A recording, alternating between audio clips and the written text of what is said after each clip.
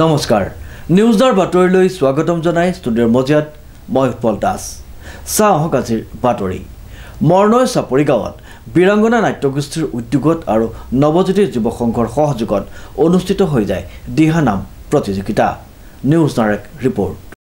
মৰনৈ চাপৰি গাঁৱত বীৰাংগনা নাট্যগোষ্ঠীৰ উদ্যোগত আৰু নৱজ্যোতি যুৱ সংঘৰ সহযোগত